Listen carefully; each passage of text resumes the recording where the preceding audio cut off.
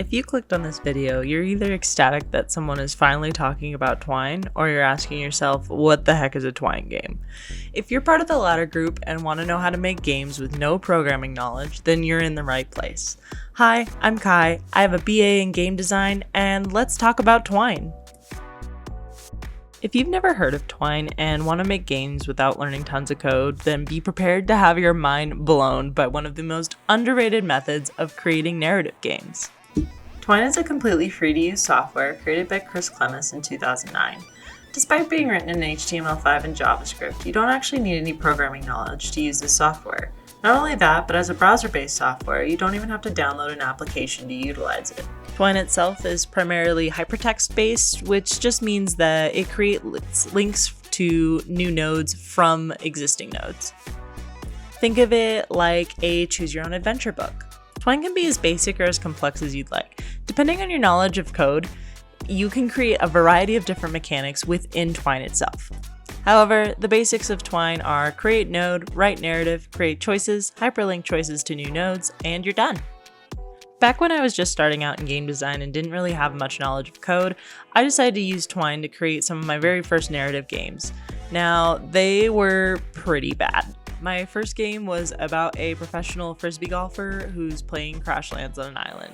And yes, he used his frisbees to take out bad guys, and no, unfortunately I cannot find the file that contains my old game. Otherwise I'd just link it and let the cringe commence. Well, for my game, I simply created little hyperlinks to each segment. If you want to flesh out a narrative, it's a great way to write out branching narratives. However, there are so many other creative ways you can integrate things like inventory, countdown timers, images, and more. That being said, there are tons of Twine games available today, and just a quick scroll through itch.io can show you a variety of different games made from this super cool software. Now, the best part about Twine games, especially during the 2010s, is that a lot of them are released entirely free to play.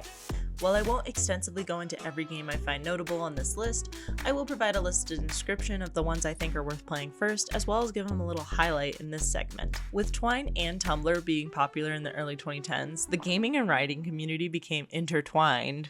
I know that's a terrible joke, I'm sorry, in a way that they never had before. Lots of writers that might not have even considered making games were using this software to, you guessed it, make games. One of the first Twine games I ever played that was immensely popular on Tumblr was Queers in Love at the End of the World, which utilizes a countdown timer to create a sense of urgency. While this game obviously had the same ending regardless of your choices, it was kind of a beautiful experience to try and squeeze in as much as you could before the end of the world. Other notable games from this era include Howling Dogs and Depression Quest, but I encourage you to do your own digging around since there's a massive amount of Twine games out there just waiting to be played. Now, when we think of branching narratives, we don't automatically think of Twine. We think of great games like Telltale's Walking Dead, Detroit Become Human, and one of the original branching narratives to take the spotlight, Heavy Rain. And without a software that is as simple as Twine, it's unlikely these big beloved games would have ever existed. Being able to flesh out a branching narrative in an inexpensive way not only benefits the narrative itself, but it allows for writers and game devs to test out plot points and play with a more interactive form of media than they've ever been able to do in the past. So if you want to work on a narrative or just want to start making games, click the link below and get started with Twine. Now, we in the gaming community obviously all meme about The Walking Dead's "character will remember that" prompt, basically because until about 2017, games that advertised how your choices matter always resulted in those choices never actually having an impact on your story aside from fairly minor plot points and maybe one or two alternate endings. But as time has gone on, we've seen games such as Detroit Become Human really take the branching narrative idea and absolutely sprint with it. If you were used to playing these choice-centric games in the past, assuming that all your characters have plot armor can result in you losing a whole third of your narrative if you're not careful on your first playthrough of Detroit Become Human. Seriously, if you've never played this game, finish watching this video and go pick it up because it does this branching narrative amazingly well. Now, I do enjoy games that are in the narrative genre. I just talked about how much I loved Detroit Become Human when it came out. But I do have some problems with how narrative has taken over games as a whole. I have this sinking feeling narrative is becoming a strong focus in games that are outside of the narrative genre. Games that are in the narrative genre are meant to be slow. You as a player are meant to experience the story by taking in everything you can and interacting with the game's characters in an attentive way. There isn't meant to be tons of gameplay mechanics, there isn't meant to be tons of action. In a way, narrative games are meant to be like reading a book or watching a movie. The problem that arises now is lots of people who used to primarily work in movies or TV have come into the gaming space, and games are losing what makes them games. I feel like games used to be more fun, they didn't take themselves too seriously, and they were okay with slipping in quote-unquote immersion-breaking humor.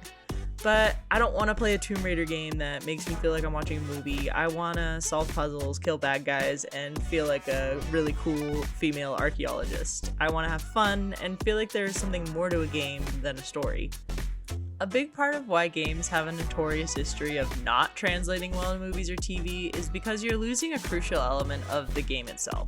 Resident Evil isn't one of the most popular series because of its plot. It's because the gameplay keeps you engaged, the combat's fun, the tape-based save mechanics stress you out, and the inventory system makes you think about your next move. If you don't have a solid core gameplay loop, you're gonna bore the hell out of your audience no matter how quote-unquote intriguing your story is. If you don't know what a gameplay loop is, it's basically the mechanics that continuously loop throughout the game that keep you engaged.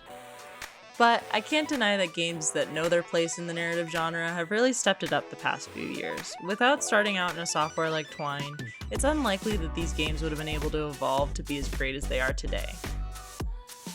Now, if you want to get started in Twine, I've linked it below, and I really recommend trying it out even if you're someone who's not interested in making games. And if you made it this far into the video, please consider subscribing and liking below. It helps me out a lot, it keeps me motivated to make these videos, and I release new videos every Monday, so I don't want you to miss out on my next video. Check out some of my other videos right here, and as always, it's been nice talking to you, and I hope to see you next time.